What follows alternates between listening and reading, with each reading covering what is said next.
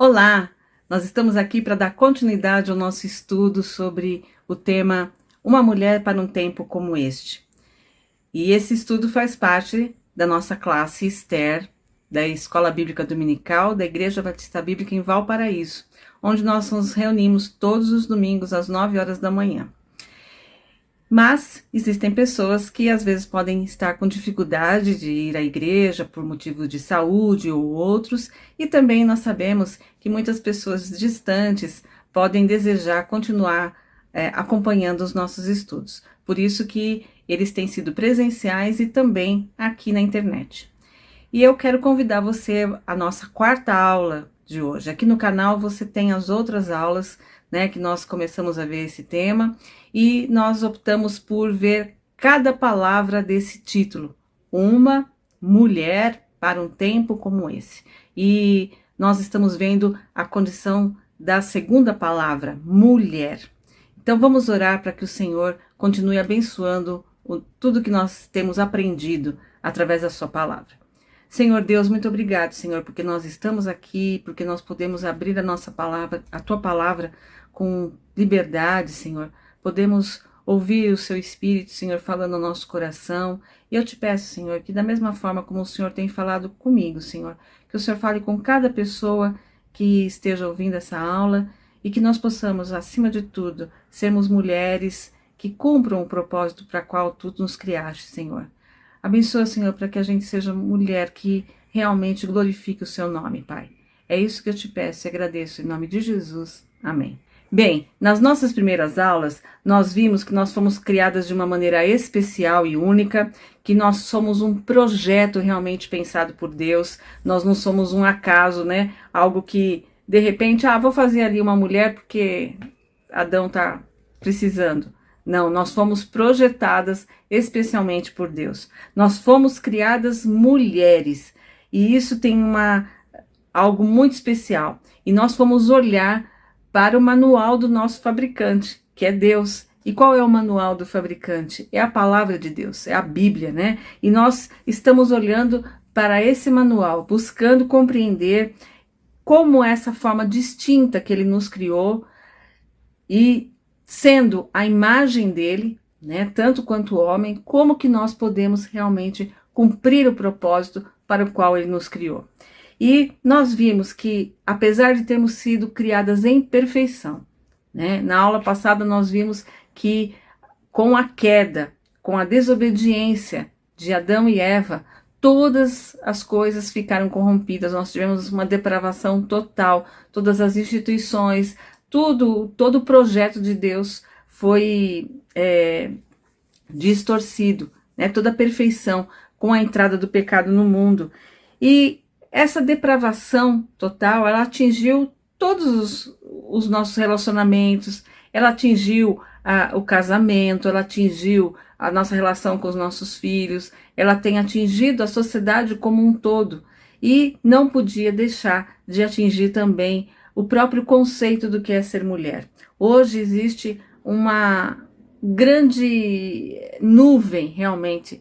Nós não temos uma definição clara na sociedade hoje do que é ser mulher, Cada vez mais os conceitos estão sendo diluídos. Tudo é possível, você pensar em qualquer jeito de ser, É muito relativo. Uma sociedade que está relativizando tudo. Então, nós vamos estudar hoje um pouco mais aprofundadamente esse caminhar de deturpação do próprio conceito de mulher. E nós vamos ver que uma das coisas que influenciou muito nessa deturpação da verdade de Deus, nesse olhar sobre a mulher, foi fruto de um movimento permanente desde o século lá 18, mas se a gente for olhar ainda em Gênesis ele já acontece, Que é um movimento feminista, um movimento de busca dessa identidade feminina, e que nós vamos ver que ao longo da história ele trouxe para a mulher um afastamento cada vez maior do que é a verdade de Deus. Gostaria, antes de começar a entrar nessa questão do tema do movimento feminista, deixar duas questões muito claras. Primeiro, que eu não sou uma estudiosa do movimento feminista, e que aqui na própria internet eu vou deixar na descrição do vídeo aqui um link, inclusive, de uma aula que eu assisti, muito interessante, que explica, à luz da palavra de Deus também, ela vai explicando historicamente, né, todo o movimento feminista. Então, eu não sou a pessoa mais indicada para explicar para você nessa aula aqui o que foi realmente cada um dos momentos aí do movimento feminista. E também gostaria de dizer que as bandeiras, as questões que são defendidas pelo movimento feminista, elas não estão distantes do que o cristianismo defende, né? No sentido de que a não violência, né? O respeito ao direito das mulheres garantido de ter acesso a todo e qualquer serviço público, a ter acesso a todo e qualquer tipo de educação, a ter as suas conquistas, a ter um mesmo salário, enfim, todas essas questões sociais, né? Elas estão muito além até da condição de mulher. Todos os seres humanos devem ser tratados com dignidade, com respeito. Então, essas bandeiras são defendidas, sim, pelo cristianismo.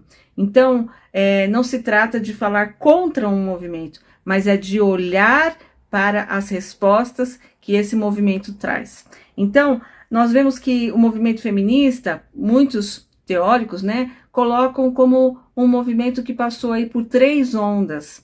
Então, a primeira dessas ondas acontece no século XVIII e XIX, em que há uma grande reação para que a mulher tenha os mesmos direitos civis. Era um momento de pedir pelo direito ao voto, exigir o direito ao voto, de exigir o direito a trabalhar, o direito a um acesso à educação. Então, houve no século XVIII e XIX todo um movimento para que a mulher também tivesse acesso a isso. Num primeiro momento, lá antes um pouco disso, as sufragistas vão lutar pelo direito a voto, mas assim, um direito a voto que nem era de todas as mulheres, eram das aristocratas, né? Então, é um movimento que inicialmente, até apesar de parecer um movimento de igualdade, na verdade ainda categoriza ali por ordem social, né? Pelas mulheres ricas e as mulheres pobres, pelas mulheres brancas, as mulheres negras, havia toda uma diferenciação. Mas é o início de todo esse movimento de busca dos direitos da mulher. Depois, em 1950 e 1960, junto com a discussão de uma filosofia humanista, do existencialismo, né, em que existe toda uma discussão de que o homem, ele é dono das suas escolhas, do seu destino, é o homem que define o caminho que ele vai ter, enfim, todas essas coisas. Todo esse movimento de discussão filosófica se junta, né, a essa busca pelos direitos da mulher. E há uma desconstrução, na verdade, da ideia essencial de feminilidade.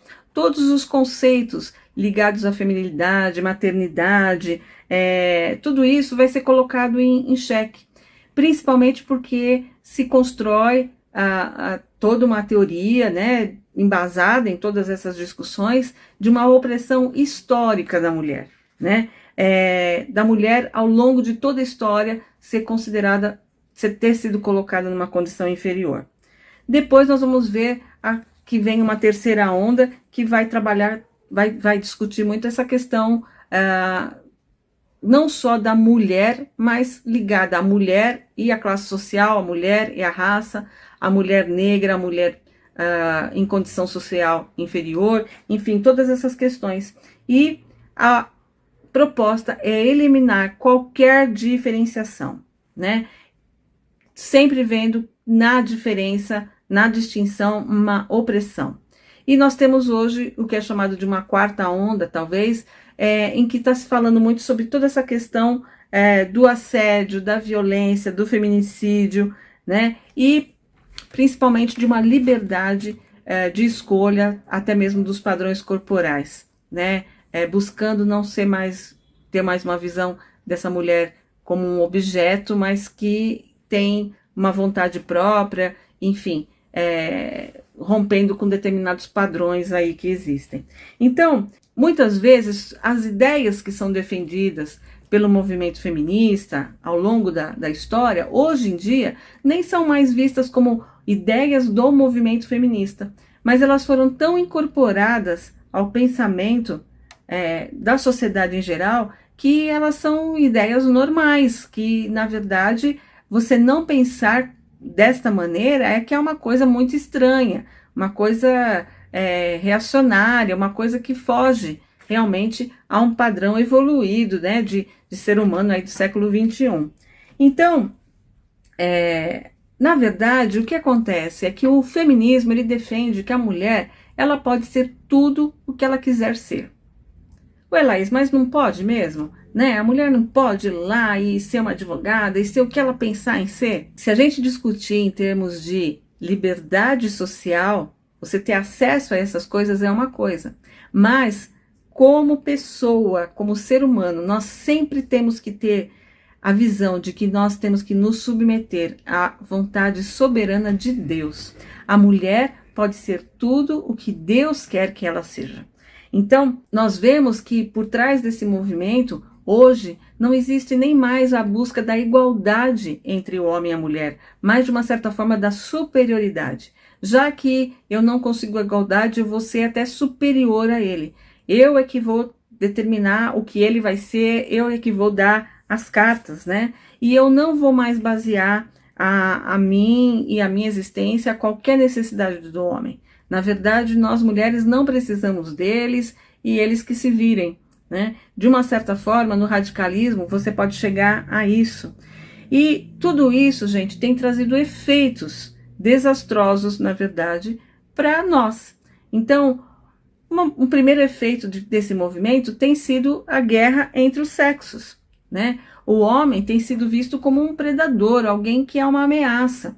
Então, nos colocamos cada um de um lado da linha. Eu estou desse lado e você está do outro. E se cria dentro das famílias, se cria nas relações sociais sempre uma situação de competição, uma situação de oposição e não de complementariedade, como nós vimos lá na criação, que Deus nos criou para sermos complementares, homens e mulheres. Os homens completando as mulheres completando os homens, né? E não de oposição. Nós vemos também que toda essa depravação do sentido, do conceito de mulher, ela traz sobre si o fim das estruturas familiares, né? Hoje, o casamento ele é visto como o quê? Uma prisão, e que nós temos que nos libertar disso. Os relacionamentos hoje não devem mais ser casamento. Cada um na sua casa, a gente se encontra de vez em quando, não precisa ter papel, isso é bobeira, né? Então, os relacionamentos, eles são fluidos. Eu vou estar com aquela pessoa enquanto for bom para mim. Daqui a pouco eu mando embora e vai ter outra pessoa. Então, isso fruto de uma distorção. Há também, hoje em dia, uma desvalorização da maternidade. A maternidade passa a ser uma coisa menor. Você vai casar, você vai ficar só com seus filhos, você só vai ser mãe, né? Não, você tem que ser uma profissional, você tem que ser uma mulher atuante, o ser só mãe é uma coisa desvalorizada, é uma coisa menor. E nós também temos uma ridicularização da domesticidade, né? Pensar numa mulher que cuida da sua casa, que cuida das roupas, que gosta de ver a sua casa cheirosa, bonita, que gosta de cozinhar para a família, é visto como algo menor, algo que não é de uma pessoa, de uma mulher inteligente, bem posicionada socialmente, uma mulher engajada, empoderada, né? Na verdade, uma mulher que está reduzida ali na sua plenitude. Ela é quase que uma submulher, né? Nossa, você só fica em casa, você só é mãe. Então, há uma ridicularização dessa atividade doméstica presente hoje na sociedade. E talvez você pense assim, mas isso não tem influência nenhuma sobre o meu pensamento, Laís. Eu não sou uma pessoa feminista, eu não penso desse jeito, né? Isso não tem nada a ver comigo. Isso não é verdade. As ideias vão, assim como aconteceu com Eva, né? Lá no paraíso, quando a serpente vai colocando perguntinhas na cabeça dela, temos milhares de perguntinhas que são colocadas na nossa cabeça todos os dias. E essas perguntas são colocadas através de imagens, né, de uma propaganda de televisão, de um outdoor, de uma conversa com uma amiga, milhares de perguntinhas que vão sendo colocadas na nossa mente e a nossa mente vai sendo influenciada para pensar de uma maneira diferente daquela que Deus pensou em nós como projeto dele. Então, a nossa mente vai sendo influenciada e a primeira coisa que a gente já vai questionar é a questão da autoridade de Deus sobre nós. Nós somos a autoridade máxima em nossas vidas. Meu corpo, minhas regras, eu que decido, eu que escolho, eu que faço, independentemente de Deus. E essa já é uma grande influência de um pensamento feminista, de um pensamento que coloca a mulher numa posição superior até mesmo ao próprio Deus. Outra coisa que nós devemos ver é que a cerne do feminismo, desses movimentos sociais, é o humanismo. É considerar o homem capaz e poderoso para resolver os seus próprios problemas. E essa raiz humanista, ela se opõe totalmente à autoridade de Deus. Ela nega a autoridade de Deus e da palavra de Deus. Todos os conceitos que existem na palavra de Deus de castidade, maternidade, submissão, modéstia, piedade, estão longe de qualquer visão de mulher desses tipos de movimentos. Sempre que tomamos à mão o direito de dizer como devemos viver, nós estamos negando a autoridade, a soberania, o direito de Deus como Criador. Se Deus me fez, e eu tenho que olhar para a palavra de Deus, para o manual, né, do fabricante, se Deus me fez com um propósito, todas as vezes que eu tomo sobre a minha mão os meus destinos, as minhas opções, o que eu vou escolher independente de Deus, eu estou negando a autoridade de Deus. Hoje a mulher se vê não com uma missão, mas como mulher com uma prisão. E isso vai completamente contra o que Deus coloca na sua palavra. A outra ideia que está aqui na nossa mente é que o nosso valor está no que nós fazemos e não em quem somos. Nosso valor se mostra se a gente faz determinadas coisas que a sociedade considera como adequadas para uma mulher. Então, se eu sou uma profissional de sucesso, então eu tenho valor. Se eu sou uma pessoa que tem um corpo malhado lá na academia, tal, ou faço implante de silicone, cirurgias, né? Então, aí sim eu tenho valor. Eu acho interessante, por exemplo, que eu, quando era diretora escolar, algumas mulheres vinham preencher a ficha e elas, na hora de preencher a ficha dos filhos, quando estava lá a profissão, se elas eram uma profissional assim liberal, então eu sou uma médica, eu sou uma dentista, ela, nossa, né, queria falar com orgulho daquilo. E algumas falavam bem baixinho: eu sou do lar, eu não trabalho, eu só sou de casa mesmo, né? Como se não trabalhar, se ficar em casa fosse não trabalhar. Na verdade a gente vai lá, eu trabalho muito, viu? Eu sou dona de casa. Então, a própria mulher não dá valor, né, ao fato de ser alguém que fica em casa. Então, o seu valor está na profissão, está no seu corpo, está naquilo que você faz e não naquilo essencialmente que você é como uma criatura de Deus. Isso traz para a mulher o quê? Sentimentos de inferioridade, de inutilidade, de inadequação, de frustração, de insatisfação. Então, tudo isso acaba tornando a mulher se sentindo inferior. Por isso que eu disse no começo da nossa aula aqui, que todas as pautas defendidas pelo feminismo, elas parecem justas, elas são justas, mas não são exclusivas da mulher, né? Por isso, a resposta não está num movimento feminista. Todas essas questões que a gente colocou aqui, de valorização, né? Essas questões não são só das mulheres. Nós também temos homens que se sentem desvalorizados, nós temos homens sem voz, nós temos homens que apanham, nós temos homens que são mortos por mulher. Na verdade, o ser humano decadente precisa de Deus. E essas são pautas justas para que a gente reivindique na cruz, né? Para que o sangue de Jesus mude o coração do ser humano e ele estabeleça. E isso vai acontecer. Nós teremos sim uma sociedade justa um dia, não fruto dos movimentos, mas uma sociedade justa nos novos céus e nova terra que conquistaremos em Jesus. Então, o feminismo e o cristianismo, eles convergem na defesa e proteção da mulher. Mas qual é a resposta? Deus, o justo juiz, é quem protege de fato a mulher. Ele é quem protege. Ah, mas eu tenho que então só falar para Deus? Né? Não, nós temos leis. Nós temos uma mulher, por exemplo, que é espancada, ela não deve entrar num quarto, só se ajoelhar e orar e falar, ai, Deus cuida dos meus feridos. Não, ela deve procurar, né, uma instituição, uma delegacia, fazer um BO, todas as coisas que existem.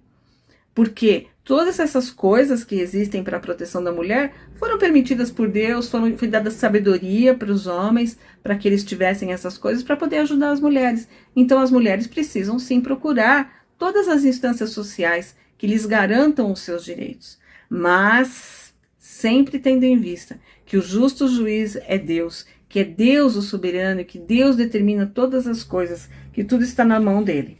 Agora, como teve todo esse movimento feminista forte, o cristianismo ele veio buscar combater esses movimentos feministas indo para o outro extremo. E nós vamos ver, através de um livro de Francine Walsh, ela é a imagem dele, um conceito de feminilidade exclusiva, em que o cristianismo muitas vezes colocou e coloca, né, como o casamento como o único e ideal chamado da mulher. Então, uma visão de que a mulher cristã que realmente segue a palavra de Deus é aquela mulher que é esposa, que é mãe, aquela mulher que fica em casa, aquela mulher que se veste com um estilo romântico, né? Nossa, uma mulher que não tem nada, não tem tatuagem, não tem... Uma mulher que até mesmo tem uma personalidade quieta, né? Então, um protótipo, um tipo de mulher dentro de uma caixinha de algumas qualidades que é aquele tipo de mulher só que pode agradar a Deus. Então, essa é uma visão completamente deturpada também. E apesar de muitas vezes ser visto como uma boa visão, não é uma visão bíblica. Até mesmo em termos numéricos, né? Nós temos aqui no Brasil, por exemplo, 5 milhões de mulheres a mais que homem. Então, só por isso, fora as outras questões, a gente já pode perceber que nós não vamos ter todas as mulheres casando. Então, será que você não pode ser uma solteira que agrada a Deus? Né? Será que Deus não separa algumas pessoas para isso? Então, uma visão também distorcida. Não é só um movimento de liberação, mas esse movimento de enquadramento da mulher num único modelo também não é uma coisa que está na palavra de Deus. Nós, na verdade, temos na palavra de Deus mulheres extremamente corajosas, como Débora, como Raquel, como, Raabe, ou como a própria Esther. Nós temos mulheres corajosas, né? Não quietinhas no seu cantinho lá, só costurando, não. Nós temos mulheres de todos os tipos, né? Assim como nós temos também homens de todos os tipos. Então a discussão não é só sobre mulher, mas é mulheres e homens. Nós temos mulheres fortes e homens frágeis, nós temos mulheres rudes e homens sensíveis, nós temos um oleiro que faz diferentes vasos, com diferentes personalidades, e que não existe um modelo, um protótipo. Na verdade, todos nós, seres humanos, quando salvos por Jesus, o nosso modelo é Cristo, em todos os sentidos. Cristo não era uma mulher, mas ele trouxe para mim modelo de qualidades que eu devo ter enquanto mulher, né? Então, é muito perigoso a gente considerar a característica natural feminina algumas coisas. Muitas vezes essas características naturais que são colocadas para a mulher são um estímulo a pecar. Ah, a mulher fala demais mesmo. Então, se eu faço fofoca, se eu falo coisas sobre as pessoas, tudo bem, porque mulher é fogo, mulher fala mesmo demais, né? Ou, mulher é muito ansiosa mesmo. Não, nenhuma característica feminina nos dá o direito de pecar, de sermos algo que não agrade a Deus. Então, nós temos que ver que nós somos sim diferentes, mas criadas diferentes, com diferentes capacidades para atuar com mais eficiência em uma esfera de responsabilidade do que em outra. Nós somos complementares e é maravilhoso quando nós encontramos alguém que realmente nos complementa. Então você tem ali uma mulher mais retraída com um marido mais arrojado, nós temos uma mulher mais quieta com um marido mais falante, personalidades diferentes que vão se complementando, né, num grande plano perfeito de Deus. E nós temos que ver que insatisfações sempre estarão presentes na nossa vida. Mesmo que você seja salvo, você não vai ter uma vida perfeita aqui na Terra. Não existe um casamento perfeito, não existe um relacionamento com filhos perfeitos, não existe um emprego perfeito, né, que não me traga nenhum problema. C.S. Lewis disse uma frase muito importante. Ele disse assim: eu descobri em mim mesmo desejos os quais nesta terra nada pode satisfazer. A única explicação lógica é que eu fui feito para outro mundo. Nós fomos criados para um mundo muito diferente desse que existe, né? E não vamos ter a plena satisfação aqui. Nós só vamos ter plena satisfação quando tudo realmente for novo em Cristo, quando Ele voltar e os novos céus e a nova terra forem realmente estabelecidos. Agora, qual deve ser em relação a essas questões da mulher aqui a nossa posição? Abra sua Bíblia em Tiago, capítulo 3, nos versos 13 a 18. Quem entre vós é sábio e tem conhecimento, mostre suas obras pelo seu bom procedimento em humildade de sabedoria.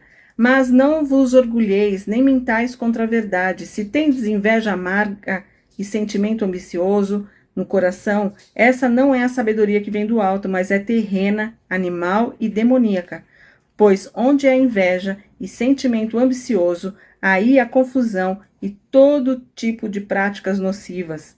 Mas a sabedoria que vem do alto é, em primeiro lugar, pura, depois pacífica, moderada, tratável, cheia de misericórdia e de bons frutos, imparcial e sem hipocrisia. O fruto da justiça semeia-se em paz para aqueles que promovem a paz. Então, baseadas nesse trecho aqui de Tiago, se tudo que a gente buscar, né, enquanto nosso direito, enquanto defesa de condições para as mulheres, for baseado em inveja, em amargura, em raiva, né? Isso não é sabedoria do alto. O que está dizendo aqui é que a sabedoria que vem do alto é, em primeiro lugar, pura, depois ela é pacífica, depois ela é moderada, ela é tratável. Então, tudo aquilo que nós estivemos envolvidos, né? Se for dessa maneira pacífica, moderada, tratável, de misericórdia, né? Cheia de misericórdia, de bons frutos, imparcial, sem hipocrisia, isso que vem do alto. Então essa deve ser a nossa atitude ao olharmos para aquilo que nós estamos querendo, aquilo que nós estamos reivindicando, né? Se eu estou em completa competição com meu marido dentro de casa, será que aí reside sabedoria do alto? Né? Existe paz no meu lar? Existe, na verdade, inveja? Existe rancor? Um querendo mostrar para o outro o quanto que o outro é poderoso, né? Ou opressor, enfim. Então, a grande questão não é dizer, não, mulher não tem direito, mulher tem que ser submissa, mulher... Isso são distorções da palavra de Deus. Mas como humanos, como filhos de Deus, nós devemos buscar essa sabedoria do alto e compreender algumas questões importantes. Primeiro é que nunca haverá plena satisfação à parte de Deus. Longe de Deus soberano na nossa vida, longe de um relacionamento com Deus, nós não encontraremos essa plena satisfação. Nós não atribuímos valor a nós mesmos e nem o nosso valor está baseado nas pessoas. Nós temos valor porque nós fomos feitas à semelhança de Deus, porque nós somos vistas por Deus. Então, o verdadeiro valor está em como Deus nos vê e não no que nós fazemos, né? Não importa, na verdade, se eu estou buscando um padrão que o mundo valoriza e com isso eu estou não produzindo em mim as virtudes que Deus realmente vê, porque Deus vê meu coração. Então, se ele está longe dele, eu vou ter que valor? Agora, se eu sou uma filha, né, que busco agradar a Deus, que busco desenvolver esse caminho da santidade, de agradar ao Senhor, de glorificar o Senhor na minha vida, através da minha vida, então eu sim vou ter valor. Então a nossa satisfação e realização vem de entendermos a vontade de Deus e nos colocar debaixo da vontade dele, entendendo que Deus tem um propósito específico para a nossa vida. E é isso que nós vamos, a partir da nossa próxima aula, começar a olhar. Nós vamos começar a olhar para a palavra para, propósito, para o que Deus nos criou. E que satisfação temos quando nós efetivamente cumprimos na força de Jesus, né, inspiradas pelo Espírito Santo de Deus, esse verdadeiro papel de mulheres cristãs, mulheres, sim, comprometidas com a justiça, né, mas, acima de tudo, reconhecendo a soberania de Deus, reconhecendo Deus como autoridade sobre a nossa vida. Eu espero que você esteja comigo e que a gente ainda vá descobrindo muitas coisas nesse processo. Que Deus abençoe cada uma de nós.